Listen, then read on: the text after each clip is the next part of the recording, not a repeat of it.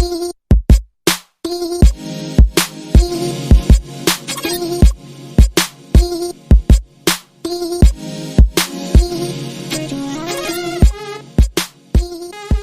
good morning, afternoon, or evening, depending on where you are in the world, and welcome to another episode of the Arena Craft Podcast, a show dedicated exclusively to Magic the Gathering Arena. My name is Arjuna, I'm one of your hosts. The other host here is joining us today. It's the man of the hour, even a broken clock is right twice a day. It is Covert, to the go, to the blue. How are you today, my friend? What is up? And since we've only got 1 hour for me to be man of the hour, we'll just keep it quick and say, hey, everybody. Yeah, we've got a lot to talk about today. Basically, we've had a lot of spoilers coming down the pike in the last few days for M21. So we're going to be spending most of the episode talking about those cards and just assessing how we're going to be feeling about them in the current and future standard. And we're also going to just briefly touch in on the new meta, which we've had an opportunity to play for, a day, basically. So probably we'll have a little bit more content for you on the standard meta next week. But in the meantime, we have some juicy spoilers to focus on. So let's just hit on that real quick, CGB. You've been playing a little bit of new standard. I've been playing a little bit of new standard. How's it been going for you? So there was a delay on when Agent of Treachery was banned and Fires of Invention was banned. It was supposed to be Thursday, then it turned out to be Friday, so I barely got much in, but the first thing I wanted to check is if Sultai Lukka was still good despite pretty aggressive bans. So I started playing with 4 Dream Trawlers in the deck, and otherwise just substituting. I think there were a few Elspeths, a few Shark Typhoons, and a few Shatter the Skies to replace the fires. Just more of the same, basically. And it turns out that 5 mana for 2 Dream Trawlers is still pretty good.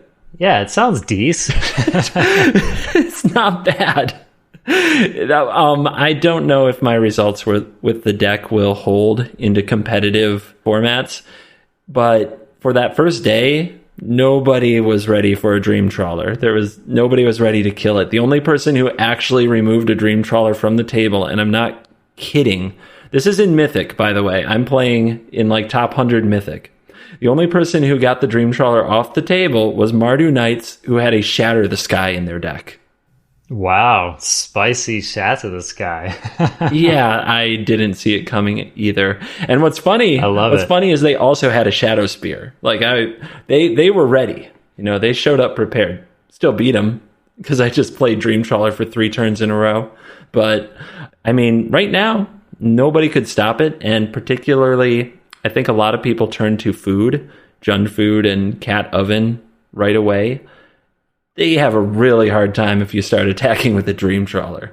So even though Dream Trawler is 6 mana and Lukka Coppercoat Outcast is 5, it doesn't seem like that big of a deal. But when you use Lukka to make a Dream Trawler out of a token on turn 5, they usually can't attack into that Dream Trawler without giving you 3 life and without losing their best creature. So they usually can't attack, which means the very next turn the Lukka just makes another Dream Trawler, because it's still sitting there on 3 loyalty. Yeah, and I imagine that the Cat Oven combo doesn't do very well against Dream Trawler, right? So yeah, it's just an endless card draw life gain engine. They can't nickel and dime you out anymore. Did you ever have a problem with the Priest? The Priest. Yeah, the Priest met my friend's Deafening Clarion and Shatter the Sky on turns 3 and 4. It wasn't too bad. It wasn't too bad. There you go.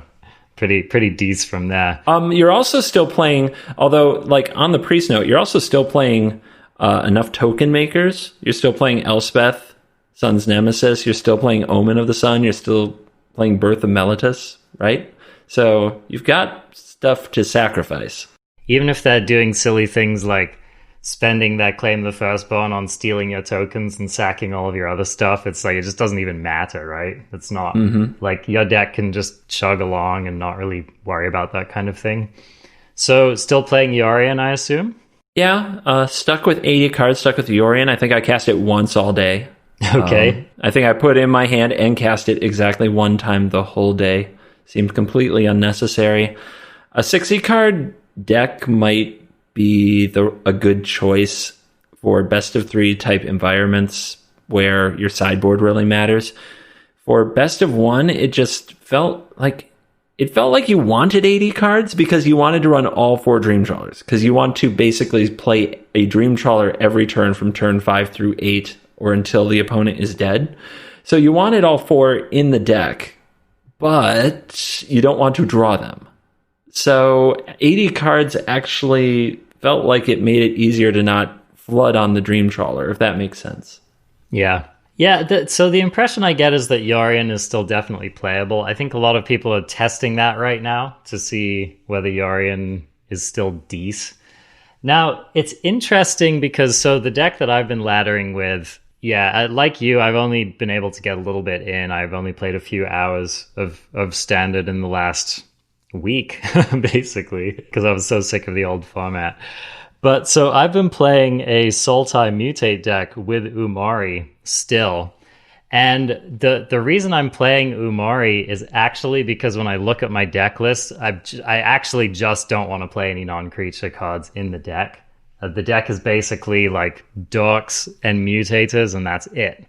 And so the Umari really is free. Like if I weren't to run the Umari, I literally just wouldn't be running any non-creature spells in the main deck. And I have also cast Umari seldom, very, very seldom. One of the nice things I have found about having a companion in the new meta is simply that if you're in one of those scenarios where you'd rather not play a spell on your turn, maybe you played an Arboreal Grazer and now you have 3 lands on turn 2 and you actually don't have a follow-up play. Or maybe, your opponent's calling up counter magic, or there's just some other thing going on, then it can actually be kind of nice to just spend the mana and get a card in your hand. In all other situations, it's fairly useless. But I have actually swiped and cast Umari a number of times in my best of 1 experience playing this deck. So I don't think that I would warp a deck around a companion at this point, but when it's basically free, like in a Mutate deck, I still think it's totally fine to have it. And it did make a difference in a couple of games that I played.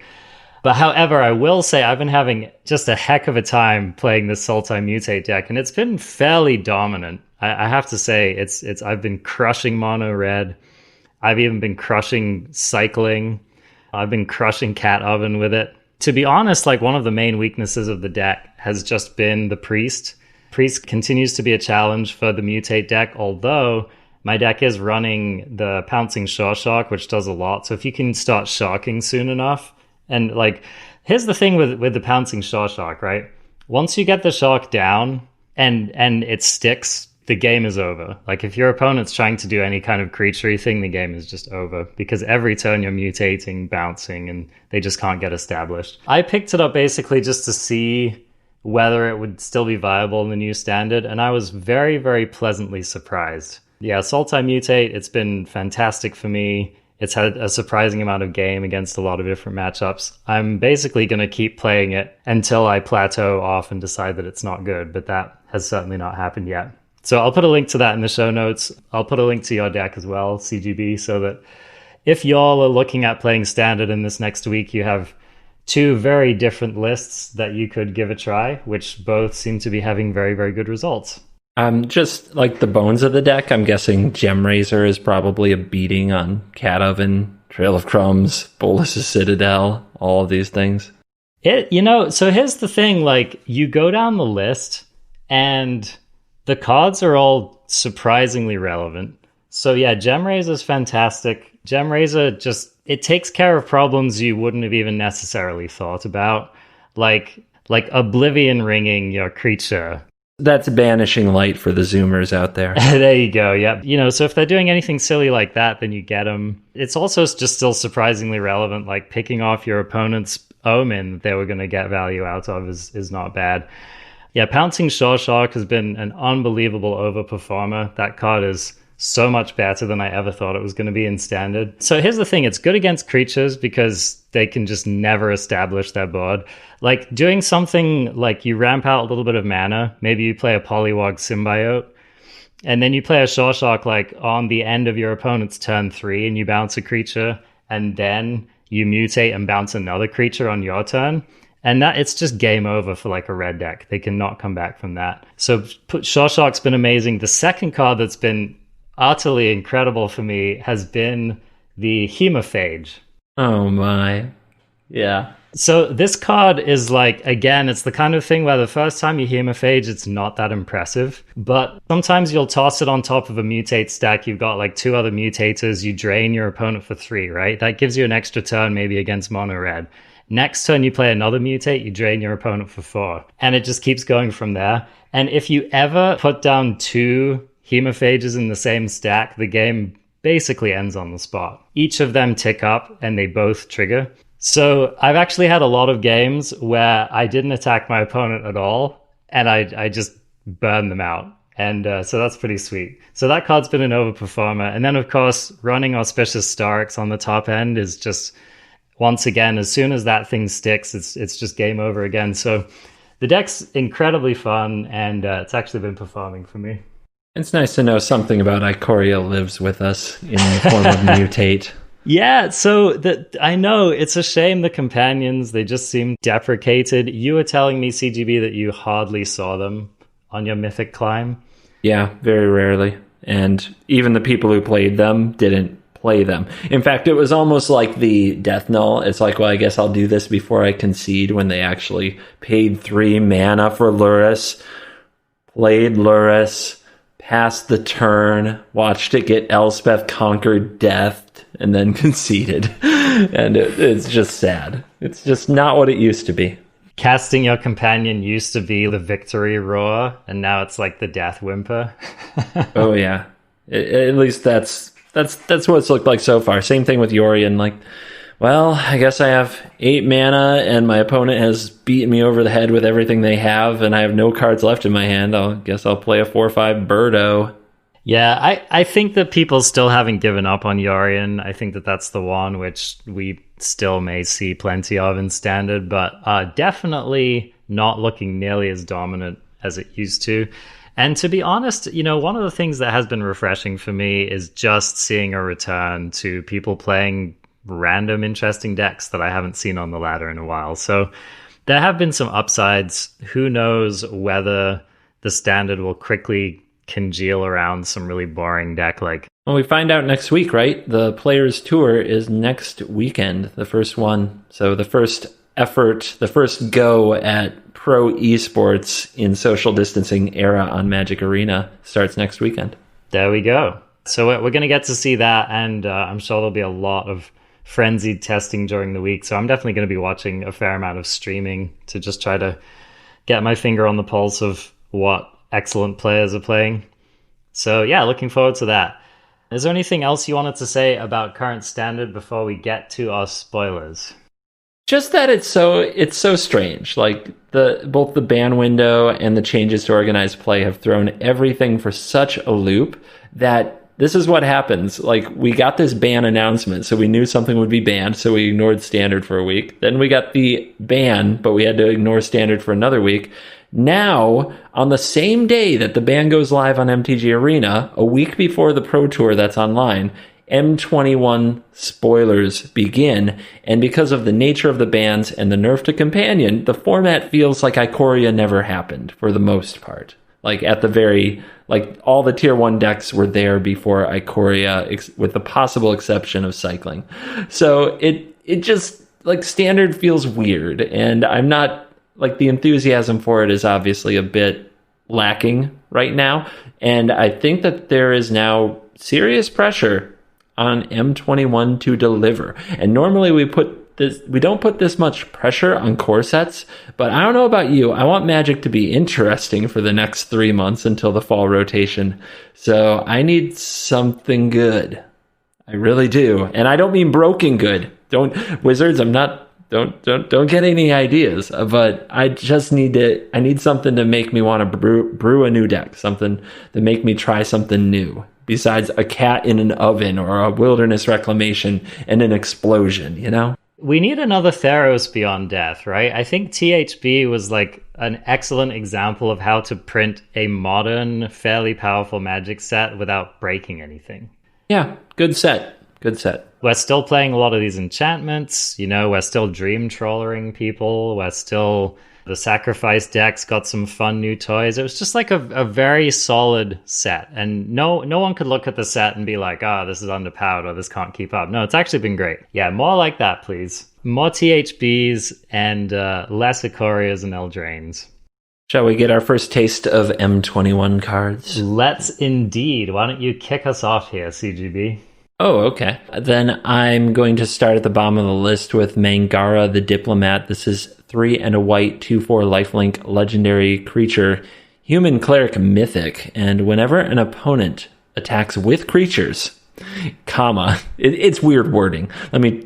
Whenever an opponent attacks with creatures, if 2 or more of those creatures are attacking you and or planeswalkers you control, draw a card. Whenever an opponent casts their second spell each turn, draw a card. This is like the fixed Leovold. Boomer references, dude. Gotta love it. Nobody knows what that means. And Gotta love it. So yeah, Mangara the Diplomat, people were all kind of in a tizzy about how white's getting card draw, and like that's a weird thing. I don't know, this card seems pretty balanced to me. I'm not immediately worried about it. It's not Teferi proof, it's not removal proof, it's basically not anything proof. Doesn't really get you value the turn it comes down.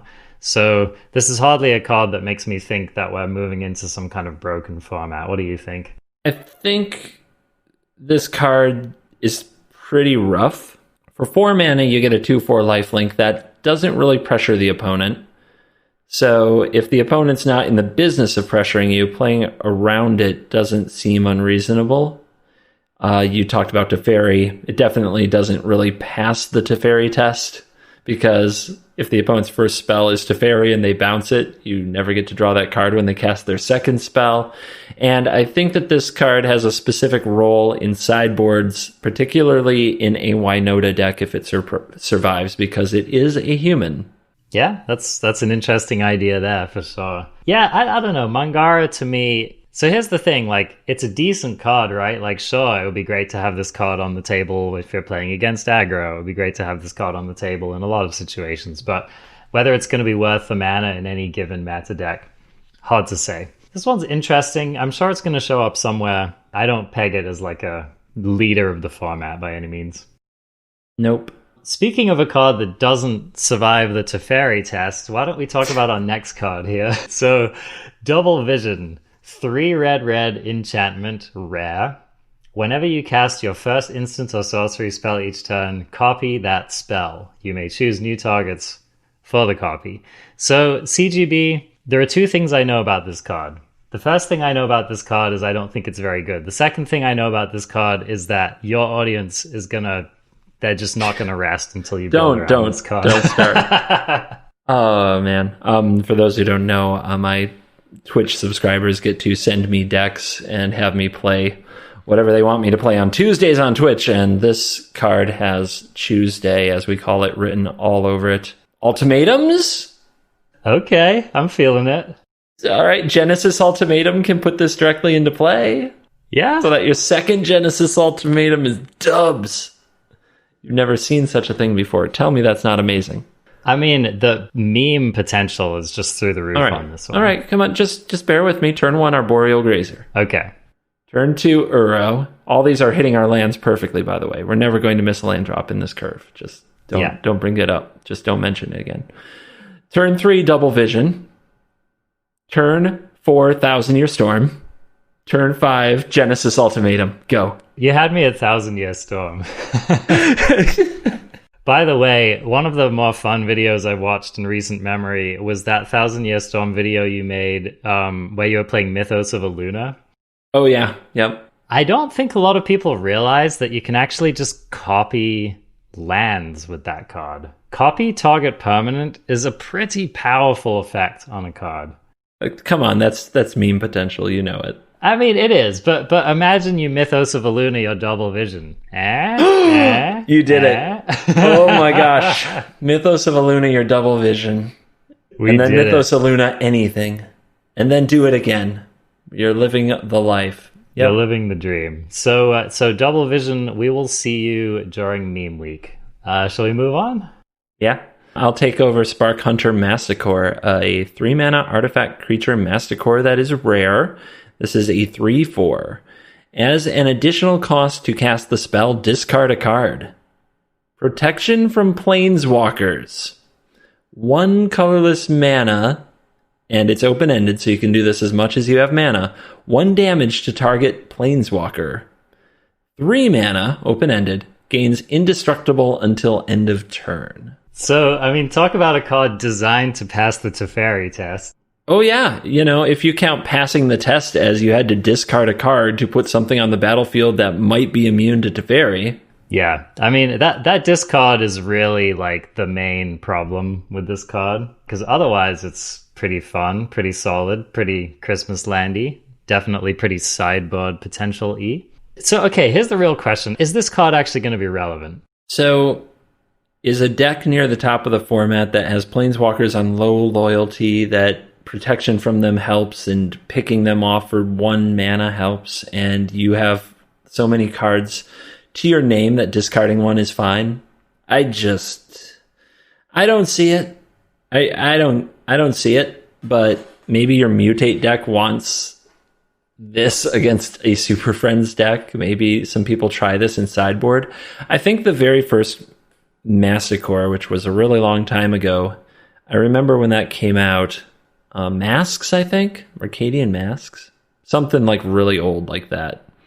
Maybe I'm wrong on the number, but anyway, this card, like, it had this discard clause during your upkeep, and everybody was, well, that's terrible. But the truth is, it was powerful enough, and it mattered, and pinging things mattered. I just don't think we live in that world. I can't see it. I don't see it. Teferi would have to be in every deck, and maybe it will be, but there are plenty of decks right now that don't use Planeswalkers, and this thing is not immune to Claim the Firstborn. Like, enjoy that. Yeah. Even the decks that this card is designed to beat ultimately don't really care about it. They're like, kill my Teferi, I guess. Elspeth Conquers Death. Yeah, ECD. Probably one of the best things that just wipes this out. Yeah, taste it. And, or they're just like, drop my Dream Trawler. Lol. And who's leaving up 3 mana to play a round of Wrath or whatever when they have this on the board? So yeah. 3 mana gain Indestructible is a bit of a joke, right? Yeah. This card to me reads like a 5-year-old card. You know what I mean? Yeah. This is the kind of card that would have been pretty good 5 years ago. And we just don't really care about stuff like this these days. Yeah, and I also can't think of any good payoff for the artifact synergy. Like, ooh, you can get this with Emery. Like, who cares?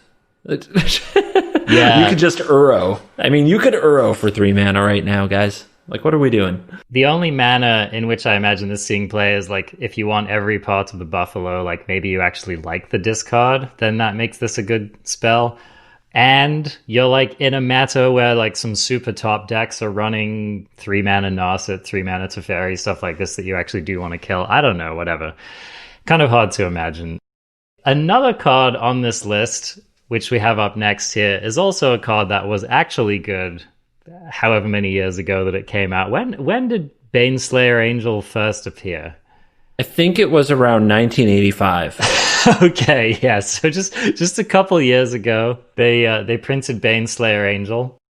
The Union of the United States was young, unrefined. We were getting ready to journey west, and people were playing with this card. Yeah, and a Baneslayer Angel could fly from one side of the United States to the other without ever touching the ground. So, all right, Baneslayer Angel, this is a template card. This is a card that people, like when people talk about Dream Trawler, they call it a Baneslayer Angel. So this is the OG of this particular archetype. So 3 white, creature angel, mythic, 5/5, flying, first strike, lifelink, protection from demons, and from dragons. So the card that this reminds me the most of that we've had recently was, why can't I remember her name? Lyra Dawnbringer. Yep, there you go, Lyra Dawnbringer. And basically, Lyra Dawnbringer had one purpose and one purpose only, which was coming out of the sideboard against particular aggressive decks. So do you think that that's where Baneslayer Angel is going to be? And or do you think that the prevalence of cards like Dream Trawler just means that Baneslayer will see no play? I think that if Baneslayer has any role whatsoever, it's exactly that niche. Bring it out of the sideboard against the deck that's trying to kill you. And since aggro decks are barely a thing at the moment. So here's the thing, right? If the opponent is going to play like Sacrifice, if they're going to play a deck with Witch's Oven and Cauldron Familiar, and that's the aggro deck of choice in the format, this card still isn't even good because they'll bring in spot removal that can kill the Baneslayer Angel, but also they can attack into it and just sacrifice the thing and you don't gain the life, so you have to attack them, so then you can't block with it. And it's kind of a race at that point, but if they have spot removal, you lose. If they have active treason, you die. So I just think that mono red would have to come back. Embercleave would have to be out there in big numbers. And even then, this thing doesn't necessarily beat Embercleave. It's really lame, dude. I am looking at an iconic staple of the past in a color I enjoy. And I don't think it's good. No. I have sweet art, though, so that's a plus. Some people will get introduced to this card, and that's, I think, important, the new generation. And it will be available on Arena for the first time. Indeed. Cool stuff. Take us into our next card here, CGB. Oh, gosh, this is like looking at a weird one. This is analyzing the standard metagame for the last few months. All right, this one's called Peer into the Abyss. It is 4 black sorcery, rare. Target player draws cards equal to half the number of cards in their library and loses half their life, round up each time. So, to help you wrap your brain around that, I'm going to suggest that you have 40-ish cards in your library, and you're going to pay 7 mana to go from that perfect pristine 20 life total down to 10 and draw 20 cards. Yeah, which somehow you can maybe try to cast after you've already spent 7 mana on it. I mean, it's a heck of a way to refill, you know what I'm saying? I think that's an understatement. Just let me tutor for 7 cards. Why do you have to let me draw like 20?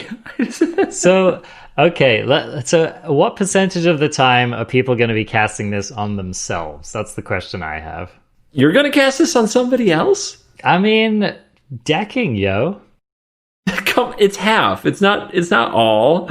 No, what is this? This is like Magic. This is like Magic 101. You draw cards. Don't make your opponent draw cards. What's the matter with you?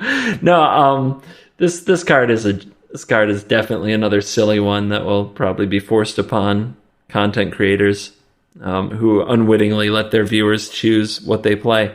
But I will say this: I thought I had like some kind of a combo, but I'm honestly like looking at it, and it's kind of just a straightforward 7 mana, draw way too many cards, and okay, I'm remembering. I saw people talking about Underworld Dreams. So that's a nice little just make your opponent draw half that deck and they just immediately die. Oh, Underworld Dreams and Obnixilis, right? Exactly.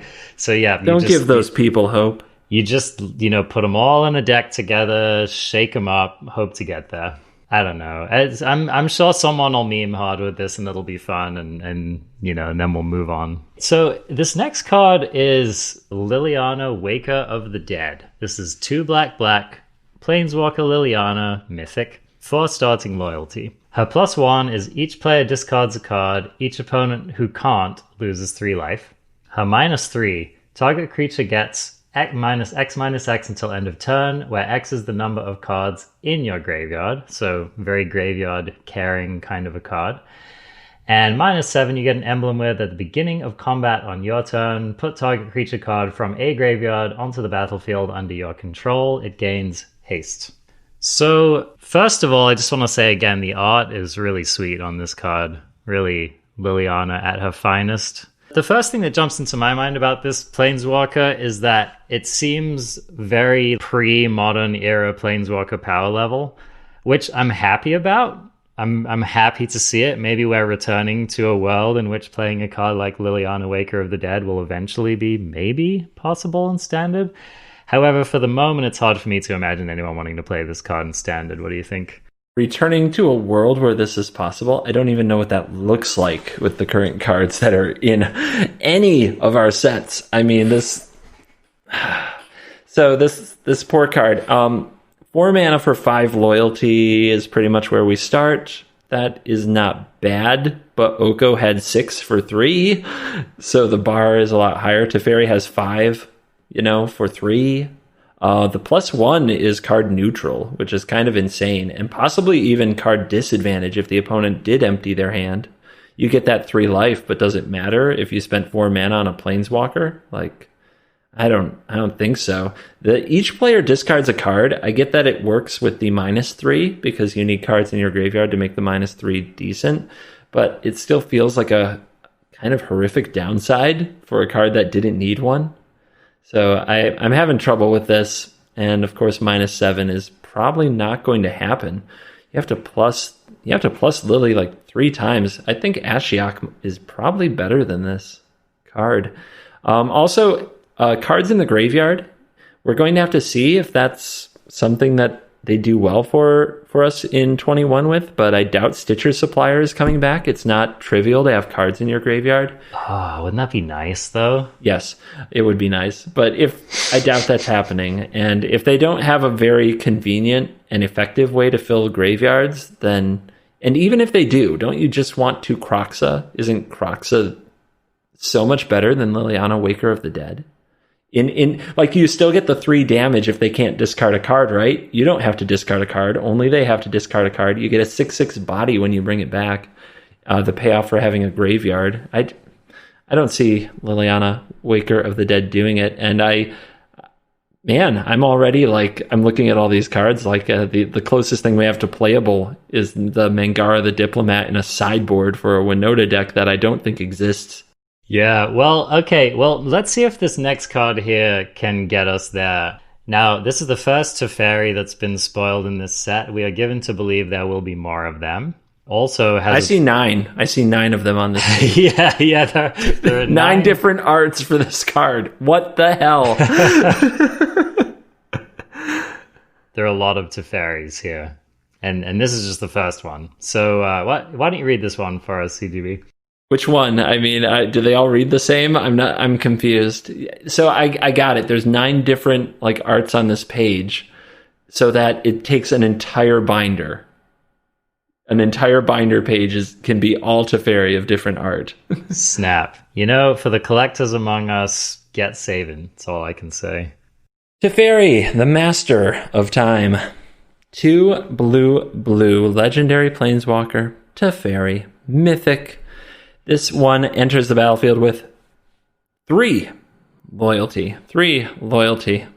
And you may activate loyalty abilities of Teferi, Master of Time, on any player's turn, anytime you could cast an instant. What a line of text already. What? +1, draw a card, then discard a card. Okay. All right. -3, target creature you control phases out. We'll have to come back to that. You don't control, right? Target creature you don't control phases out. -10, take 2 extra turns after this one. -10? -10. It starts with 3 loyalty. So what the heck is phasing? Yeah, so phasing is ultra boomer magic for you. I mean, phasing is no joke, phasing came out in 97, right? Yes. The first time we saw this, and they had already phased out phasing of Magic, but I don't know. It's 20 years since we've seen phasing or whatever.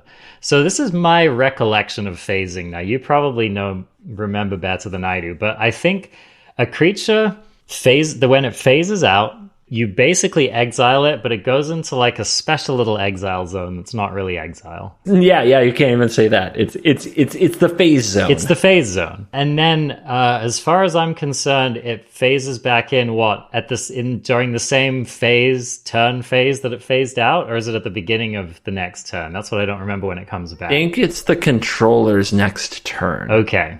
The beginning of the controller's next turn. We're going to have to bone up on this to be sure.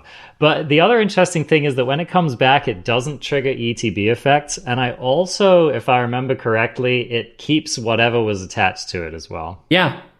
The reminder text on the card is probably the most simplified version of phasing I've ever seen, which is treat it and anything attached to it as though they don't exist until its controller's next turn.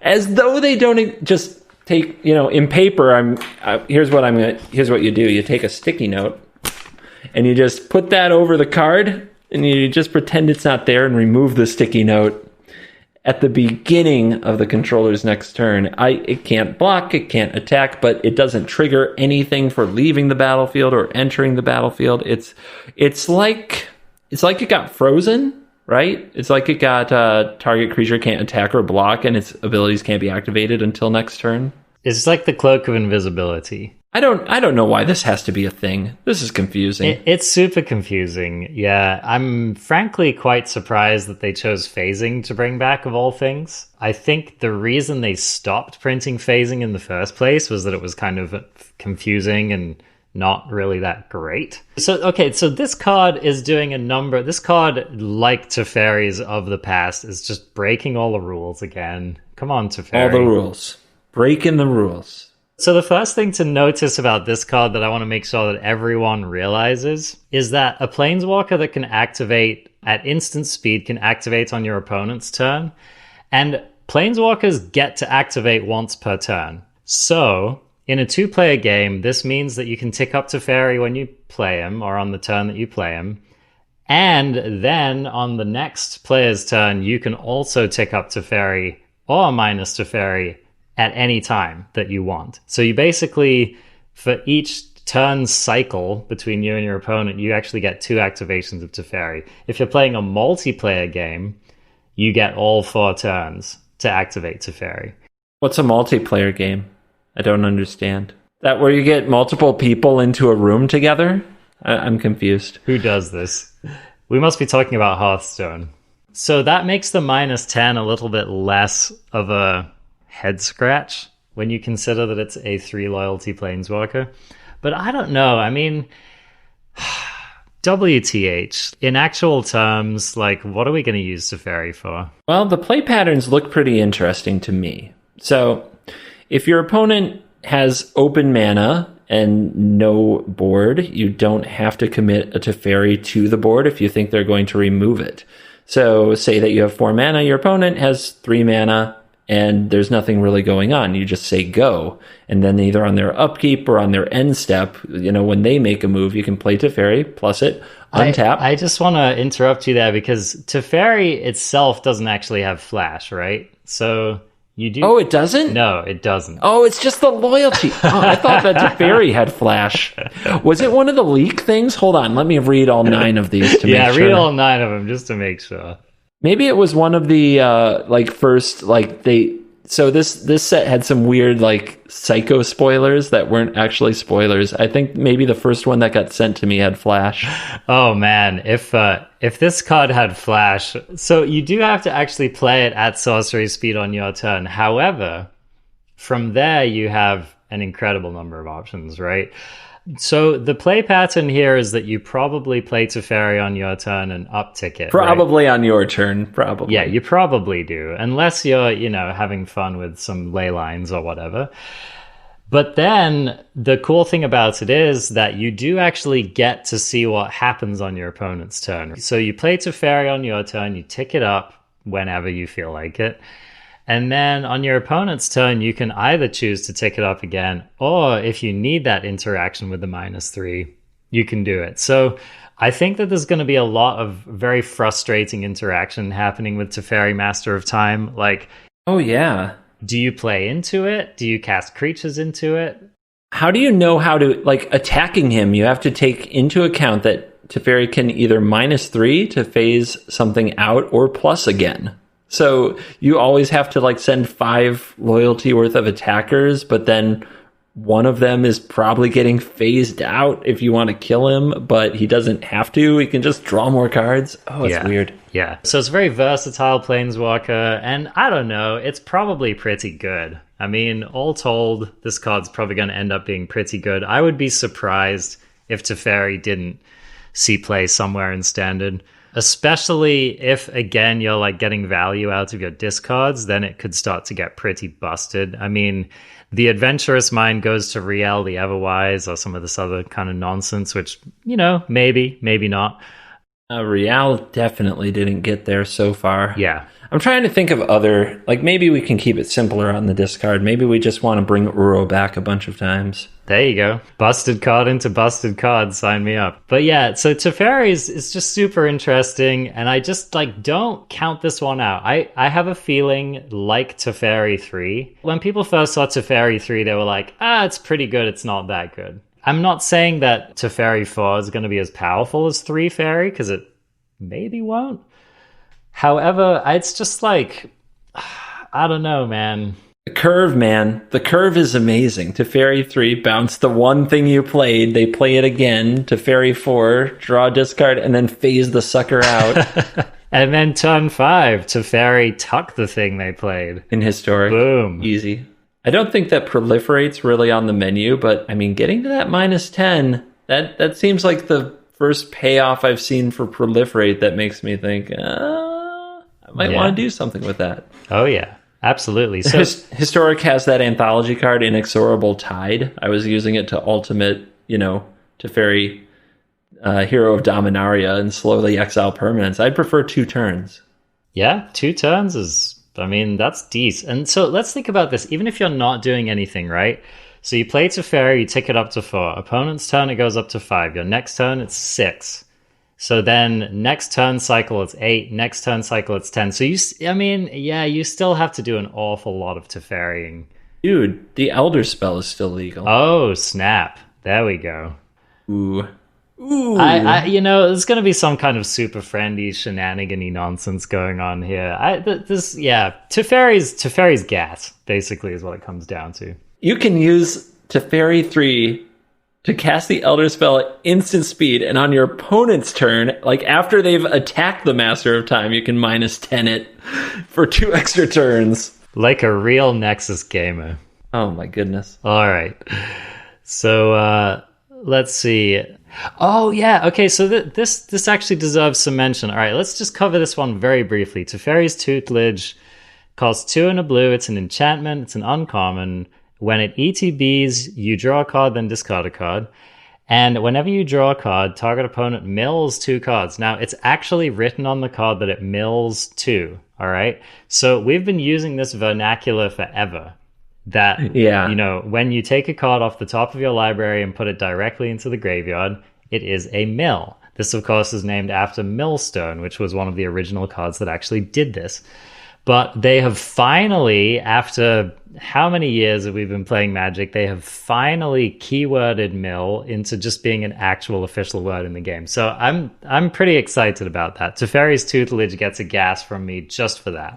I would like to thank Wizards of the Coast for making it possible for me not to have to explain what mill means in every single video I make that involves cards that mill. Thank you. That is one of those repetitive things that you don't think about as a content creator until you start doing it. That if you just go around saying mill, there are a million comments from new players like, what are you talking about? What does that even mean? It's just beautiful. It brings a tear to my eye. Let's keep moving along here. There's another Teferi enchantment here, this legendary one.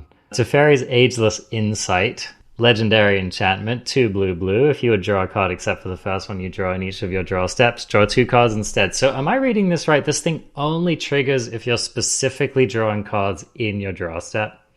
If you would draw a card except the first one you draw in each of your draw steps. No. This triggers on every other card draw except for the very first one in your draw step. The normal card draw. This triggers for every draw other than the normal card draw. So this basically just doubles all card draw except for your regular turn card draw. This is a legendary enchantment for those wondering just how to get 15 of these onto the battlefield. What do you think? It's 4 mana. It doesn't pass the Teferi 3 test. No. Although it is pretty fun with Teferi 3 if you play Teferi and plus it than play this and minus it. Yeah. I mean, look, it's definitely another fun build around that any kind of competitive situation is going to exploit because it's a 4-mana enchantment that doesn't affect the board on its own. I think that goes without saying, but it's a very fun card, and it does seem like they're keep trying to make these cards that are just these overflowing piles of cards if they stick. Real, the Everwise, is the one that was very recent, and then you add this, and it's just go nuts. You know, they want to. They're kind of creating this toy box of these effects. It is possible that we reach a world where somehow these come together in a way that does something incredible. It's very hard to see it. Like I don't picture it, especially without Fires. So if Fires was in the format, you could probably come up with a way for this and some other card to hit the battlefield on the same turn without spending mana, and it would be terrifying. And this in a Cavalier Flame, you might say, could do a lot of work, but Fires is gone. Shall I take you to the next meme, or do you want to? Oh, take me to the next meme. I'm so ready for this one. Oh my goodness. Every now and then, and I honestly think that these cards are produced for this reason. There is a card I have to go show my wife because she will find it cute. And I feel like there has been a serious effort in the cute factor. So here we go. I'm going to go with Rin and Siri, like my phone. My phone thinks I'm talking to it. Rin and Siri, inseparable. 1 and a red, green, white. So 1 and a Naya. This is a legendary creature, dog, cat, mythic, rare. 4/4. Whenever you cast a dog spell, create a 1/1 green cat creature token. Whenever you cast a cat spell, create a 1/1 white dog creature token. And for a red, a green, a white, and a tap, this card deals damage to any target equal to the number of dogs you control, and you gain life equal to the number of cats you control. Arjuna, cats and dogs living together. This is mass hysteria. Yeah, mass hysteria. Yeah. I can't think of a clearer example of giving the people what they want. Any fluff lover's dream, basically. Anyone who likes the cute cards is just stoked about this card. Cue the millions and millions of like cat dog commander decks. Oh Lord. It's going to be everywhere. So this one gets an A+ for flavor. Also note that they listed the creature type dog cat, not cat dog. Yes. Probably on purpose. Yes. From a Spikes perspective, what is there to say about this card? Probably not. You much. probably just shouldn't. Nothing that will make anybody happy. But I'll try to disappoint the people anyway. Whenever you cast a dog spell, create a 1/1 cat creature token. Like, what are we saying here? Are the dogs and cats, having babies together? How friendly are they? It's exceptionally friendly looking in the picture. I'm just saying they're pooping out little tokens whenever you play. I mean, when you talk about a flavor win, how much winning are we doing? Doesn't seem okay necessarily. They kind of look alike. Look at them. They both have the mane. They both have a flowing mane and the pointy ears. Dude. Those two have already, they might be brother and sister already. We're going into some deep taboo territory here. We're like... Okay, sorry. Mixing and matching taboos here. One of those couples that looks alike, So, yeah, this card, build around it, have fun with it. I'll see you in bronze. All right, shall we roll on here? Yeah, do you want to take this one? Yeah, all right, Containment Priest. 2/2, 1 and a white, creature, human cleric at rare. This card has flash, and if a non-token creature would enter the battlefield and it wasn't cast, exile it instead. So... printed just a little bit late for our Yorion Lukka standard, but this card could still be very, very relevant. So yeah, oh, sorry, am I interrupting? Oh, I was just going to finish my thought here with just to add to this mono white bear hate parade. I feel like they're almost trying to make hate bears playable in standard and certainly in historic again. So anyway, go ahead. If a non-token creature would enter the battlefield and it wasn't cast, exile it instead. Is this why Winota wasn't banned? Yeah, I'm kind of curious about that. I want to throw something interesting out there. This is a human, and it is it affects both players. If you put it, so don't be that person with this card in your Winota deck. trying to disrupt the mirror.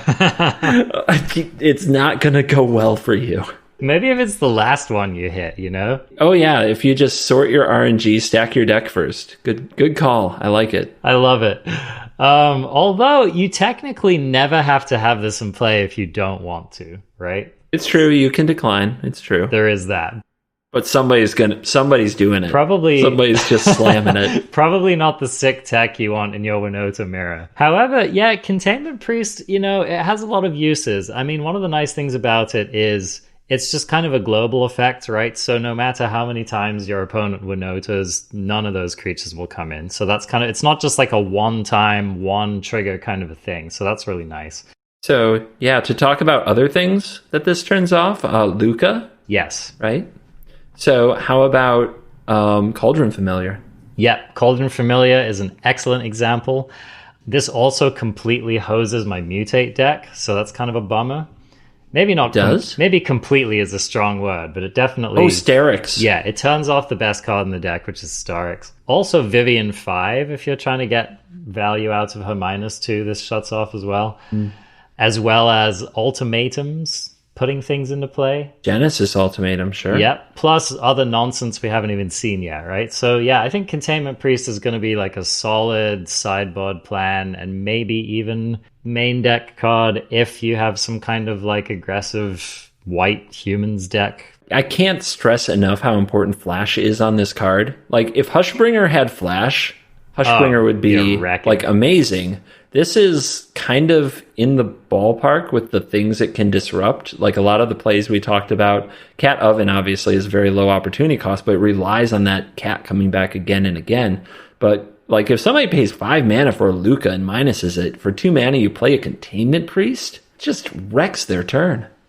Yeah, it's gnarly. I do want to note, just in case people were thinking about this card actually doesn't hose escape. So don't be the person who tries to cast this when an opponent has an escape creature on the stack, because you are actually casting an escape card. So that's a good thing to remember about this card. But yeah, I'd be shocked if Containment Priest didn't see some play. Basically, anytime there's any kind of creature cheaty deck coming out, you're going to see this card.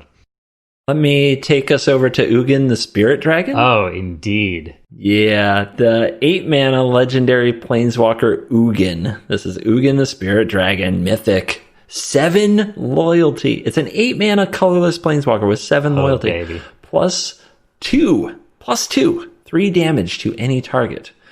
-X, exile each permanent with converted mana cost X or less, that's 1 or more colors, and a -10 that you gain 7 life, draw 7 cards, then put your up to 7 permanents from your hand onto the battlefield. Gnarly. This is like the big cowabunga reprint of this set for sure. I mean, Ugin the Spirit Dragon is to Planeswalkers as Ulamog the Ceaseless Hunger is to creatures. This is just like one of the biggest, one of the baddest, one of the nastiest Planeswalkers. I'm super stoked to have this on Arena, and I'm super terrified to have it in a meta which is so good at ramping. I guess it depends a little bit on the meta game as to whether a card like Ugin the Spirit Dragon is what you want as your ramp top end. But this card is savage, man. This card is just utterly... If you've never played against an Ugin the Spirit Dragon, it is a bad time when this thing hits the battlefield on your opponent's control. So I guess like meta game is really going to be the only question as to whether this sees play or not, because it is definitely worth ramping into. What are you thinking about this card? In the current environment, I remember when, boomer alert, Ugin was first spoiled, when it first came out. And there was a lot of talk about, is 8 mana too much for this to be any good? And it turned out in a format that, quite frankly, didn't have... It had some good ramp, but Like this card was a hit in a Planeswalker Esper deck that didn't really ramp at all, unless you count it was some kind of a land, something ring, Mage Ring Network, I think it was called. But that's just a land that you charged up and then it made a few extra mana. So I mean, this is a format full of good ramp. It is Uro and this card and kind of the Bant Shell seem great. And Ugin is absurdly powerful. The exile ability on the minus is definitely relevant when you look at all the death effects and things that do care about graveyards located throughout Standard. There's also some interesting synergy out there. Like I said, the Elder Spell is still legal, so you don't need much to ultimate this, basically to untap with it. And if you have an Elder Spell and another Planeswalker somewhere, Bolus Dragon God is still legal, which can copy the abilities of this, which is kind of insane. Oh, that is insane. Like slam a Bolus the next turn? Yeah, that's... If I am correct, 6 mana Ugin makes this Ugin 2 mana cheaper? Yes, you are correct. There's a lot going on here. We're already in a format where people play like this Temur Elementals deck sometimes that cast Genesis Ultimatum.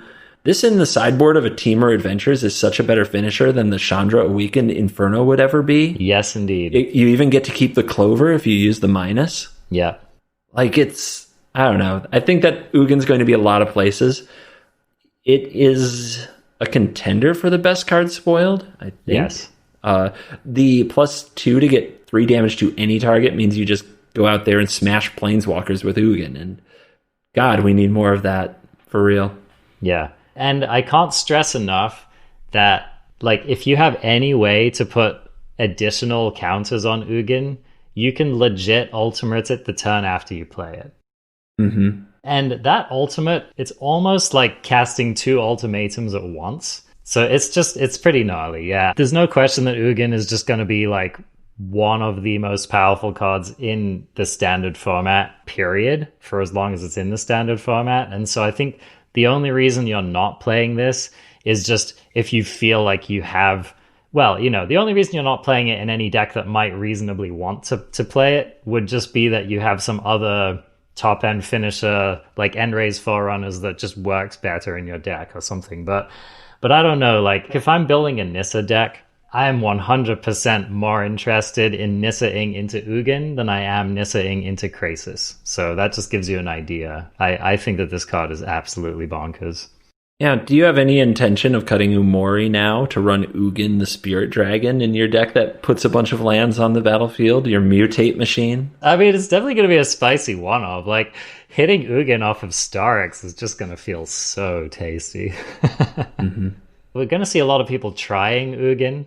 And wouldn't surprise me if Ugin was a role player. And I mean, even if it's not a role player in this Standard, it would just be a shock if it weren't a massive game in some Standard while it's around. This card sees play in Modern, you know what I'm saying? Like, yep, this card is good. Yep, the house. We've probably bigged it up enough.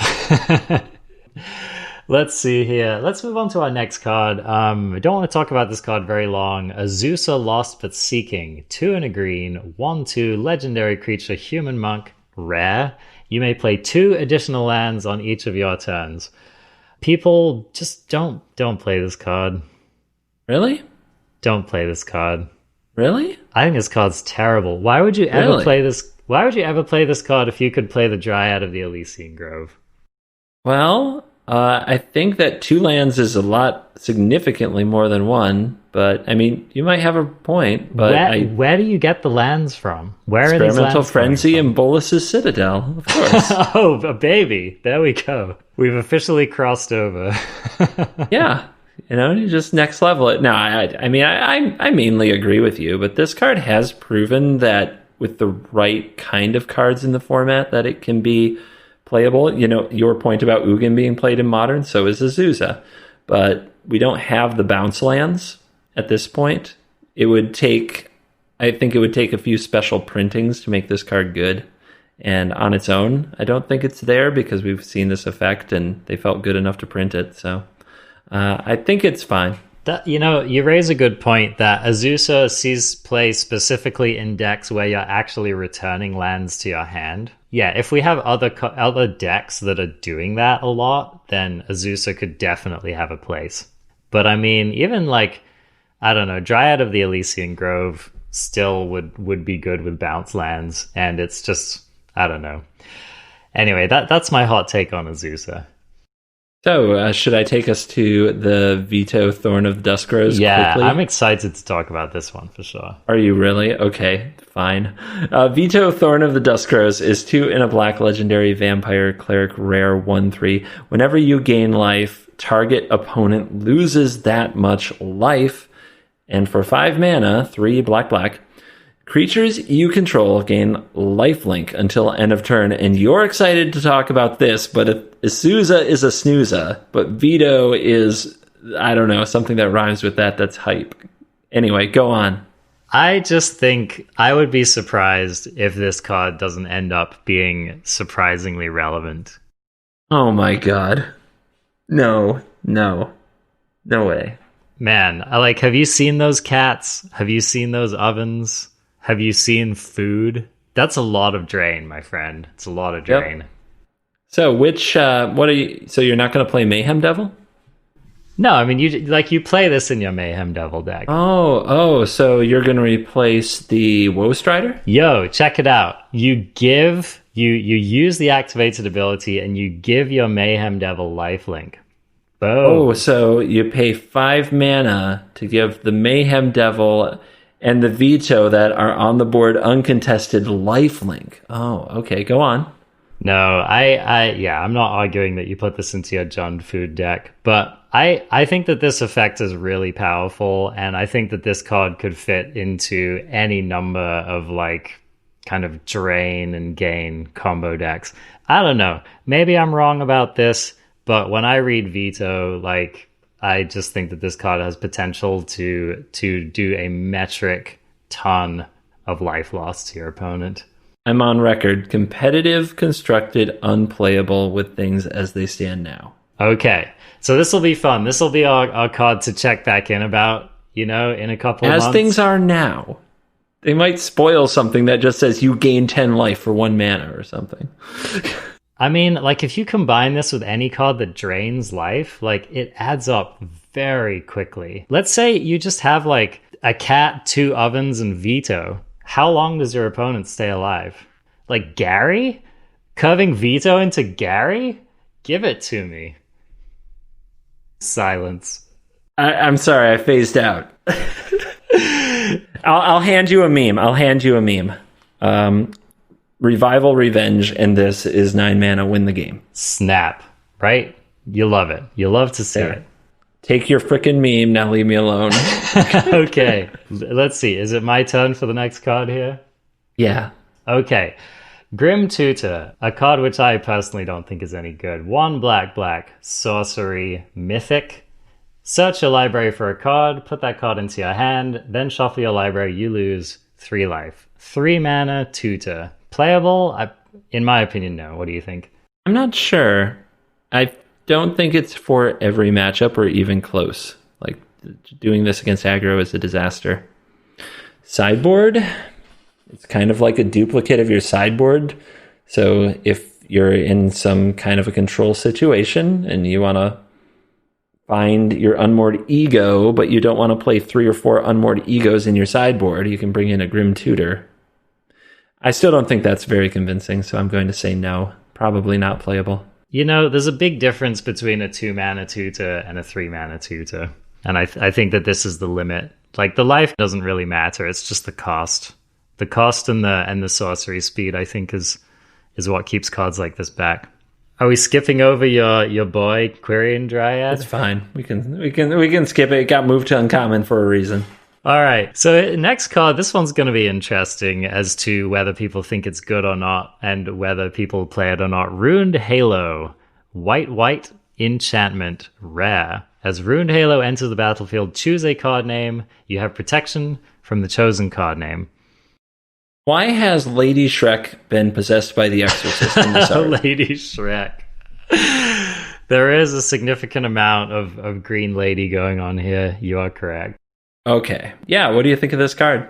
Is it good? Hard for me. Okay, here's the problem. It says you have protection from the chosen card name, all right? This doesn't mean, and so if I extrapolate this right, this doesn't mean that permanents you control have protection from the chosen card name. Is that correct? It's correct. Okay, so in that case, it makes this card significantly worse, right? If this said that you and permanents you control have protection from the chosen card name, I would be a lot more interested.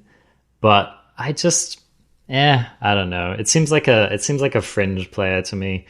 If your opponent's deck is like running one very specific card, such as, I don't know, Zenith Flare, then maybe having this in your sideboard is going to be good enough, especially if you expect to see that card a lot. That's pretty good. That's not bad. It's pretty good, right? But like, other than that, it's like, do you bring this in against Mayhem Devil? There's like a lot of things where this card's actually not particularly relevant. Like here's another example. In the Wilderness Reclamation matchup, do you bring this in against Expansion Explosion? Maybe? That's not terrible either. Is it worth a card? I mean, you tell me, do you want to be exploded? I mean, you're probably just going to get shocked to death. Look, you have to have a plan, right? You have to have a plan. Yeah. So do you have a plan that involves Ruined Halo? It's an option. Is it the option you want to be using? It's interesting that Yorion can reset this. Yes. As you go through the game, you can switch your target. So if you want to play it on turn 2 to stop a runaway Steamkin, and then later in the game you want to switch it to an Annex Harden in the Forge, you have options like this. But it's kind of a strange card for current Magic. Like cards like Sorcerer's Spyglass were almost good and barely good and kind of got there. You do need to know your opponent's strategy. It seems almost unplayable for best of one, but maybe I'm wrong about that even. It's a strange card. It's interesting. Yeah. Keep an eye out for it. I could definitely see it in a very particular meta against particular cards. All right, there's a kind of a whole bunch of nonsense here. I'll let you lead us with the next card here, CGB. Sure thing. I'm going to take us to Chromatic Orrery, whatever the heck this is. 7 colorless mana, legendary artifact. You may spend mana as though it were mana of any color. Tap for 5 colorless, which transfers to 5 mana of any color, and 5 and a tap. Draw a card for each color among permanents you control. So the world we've been waiting for has arrived. We can use Titan's Nest to make mana of any color. I don't like what the heck is this? It definitely doesn't pass the Teferi test. It's interesting because it's 7 mana for an artifact that immediately taps for 5 mana of any color. So if you get to 7 mana, it is like it only costs 2 because it pays back itself. But what the heck are we doing? I'd like to tell a little story which involves enablers and payoffs, all right? Once upon a time, there was this game of Magic where you played cheap enablers to let you play expensive payoffs. Now, what's wrong about this card in the narrative I just told? They banned Once Upon a Time, though. I mean, if you want your enabler to cost 7, then, I mean, be my guest. I assume that once you resolve Chromatic Orrery, something cool is going to happen in your deck. Don't you want to just be resolving Ugin at that point in the game? I don't know. If you cheat this out with some kind of artifacty, cheaty thing, then sure. Like, if you could tinker this, then fine. Artifacty, cheaty thing. Okay. But even then, it's like, do you want to cheat this out, or do you just want to cheat out Parhelion too? I know the answer to that. I'll take the Orrery, but okay. So anyway, yeah, I don't know. I mean, this one just seems like some kind of fun, weird nonsense to me. We have ways to untap it. We have the Manifold Key, right? That's true. We can fetch it with Karn. Ugin makes it cost a little less. Like, there's probably some really stupid thing to be done here. I don't know. I can't. My brain can't handle the Orrery right now. This is another jank card, I think. Yep. This is going to be another fun jank week card, and it will be fun. This next one is a pretty good, like, this next one's a good litmus test. I'll let you take it. Yeah, this one's really interesting. All right, so Gadrak the Crown Scourge, 2 and a red, legendary creature dragon at rare, 5/4. All right, and flying. So 5/4 flying for 3 mana. We know there's going to be a drawback. Gadrak the Crown Scourge can't attack unless you control 4 or more artifacts, yet it can still block, so that's a good thing to note about it. At the beginning of your end step, create a treasure token for each non-token creature that died this turn. And treasures, if you're not familiar, they are artifacts which have tap and sacrifice them to add 1 mana of any color to your mana pool. So here's the thing about Gadrak. This card is sweet, and it is actually fairly powerful. You don't just throw this card into your deck. What? You don't just like, oops, Gadrak. I was going to put it in mono red. Just chuck it in there. Boom. I'm throw an Embercleave on this sucker. It's an artifact. It's pretty gnarly, right? So yeah, so if you have 4 Embercleaves in play, you can attack with Gadrak the Crown Scourge. Okay, but here's the thing, right? A 5/4 flyer for 3 is strong. A 5/4 flyer that can block is pretty good. Treasures themselves are pretty good. The problem is that this gives you conflicting incentives. So like if you want to use your treasure, then you can't attack with Gadrak. And if you want to, if you don't want to use the treasure, then like Gadrak's not, like you don't just want to play Gadrak so that you can eventually attack with it and have these random treasures that are doing nothing on the battlefield. So I don't know, you have to kind of want both sides of the buffalo here. You have to get use out of like the mana from your treasure. And I don't know, maybe you're doing some kind of sacrificey thing. So, as I talk more about it, it seems like more and more of a weird build around to me. I kind of talked myself out of it. But it is a powerful card. Like, making treasure out of your dead creatures is powerful. Having a 5/4 flyer is powerful. So maybe there's a shell where this is good, but I'm kind of lower on it than I originally thought I was. What about your opponent's dead creatures? Oh, is it just any creature? For each non-token creature that died this turn? Oh, I thought it was just your creatures. Yeah, all right. That's sounding better to me. Like, creatures die, right? What if I'm going to play this with a Deafening Clarion and just get that treasure? Get that treasure. Well, here's the thing, right? Like, if you're playing mono red and you trade like any number of creatures, this is a problem, right? And then like those additional treasures at some point in the game might actually help you cast an Embercleave. I don't know, man. The more I think about it, like if there's any amount of creature attrition going on, Gadrak is pretty good. Yeah. So, better or worse than Vantress Gargoyle, a 5/4 flyer for 2? Okay. I'm going to call this one definitely better than Vantress Gargoyle. I think so too. The restrictions aren't as brutal, but they are still restrictions. Yeah. And it's hard for me to stomach paying 3 mana for anything with a restriction. Do you notice that almost any drawback on a card is fatal to it seeing play? Name the last card that had a drawback for the controller that saw like regular play. Maybe I'm missing something. I mean, some of them are just bad, right? Like that 4/5 menace creature. It just wasn't good anyway. But I mean, that's 3 mana for a 4/5 menace, and you're like, giving a creature death touch is too much. We have 2 mana Assassin's Trophy, destroy target thing, they get a land. Nope, can't give them a land. They will freaking kill you. I think that just about anything with a drawback, I don't think they found something with a drawback that is actually playable, to be honest. Like, is Rimrock Knight the best example we can come up with because it can't block? I'm serious. It's like these kind of cards used to be a regular part of Magic. Like, think about Risk Factor. Yeah. It gives the opponent a choice. Both are upside for you, but it is a choice. You get the worst of the two. That card has become completely unplayable. Yeah. Well, and here's the other thing. Like, the more I think about it, the more your deck runs creatures that are going to die regularly, the less interested you are in treasure tokens, right? Because all your creatures are going to be cheap anyway. So maybe it's kind of a counter incentive. Boy, this one's a really, really hard one to judge. if you're running like an aggro deck with a lot of artifact creatures in it, which isn't a thing, so it's not really a thing. This card sounds sweet with Korvold. Yeah. I mean, I don't know, man. This is one of those cards where you might dismiss it out of hand, but it is powerful. I don't know.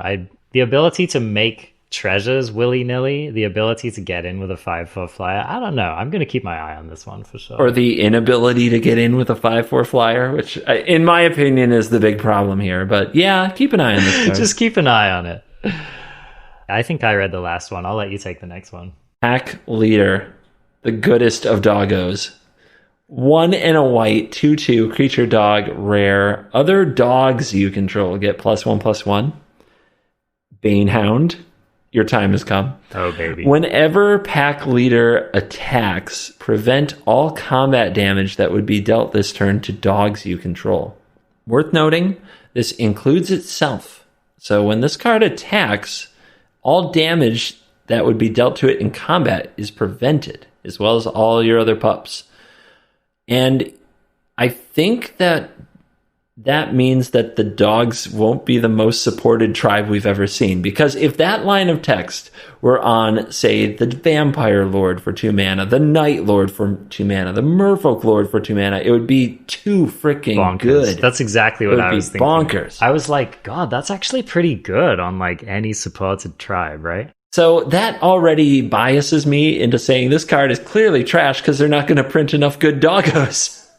There's no way they can print enough good doggos for this to be good because it would be insane, right? Yeah, it's not even legendary. Would it be, though? What if combat just doesn't matter because everybody's playing Uro? Yeah, it's possible. I don't know. Maybe text that involves combat damage isn't relevant. I mean, we've seen places in the format like that. If a cat oven is blocking this, like, who cares? So I don't know. We have to see the other dogs. I think that's pretty clear. But the fact that this card exists is going to just set off the dog lovers of the world. So. I mean, yeah, let's go on record for saying this is a very good lord. We'll see what comes down the pike. The goodest lord. The goodest lord. You're such a good lord. You're a good lord. You're so good.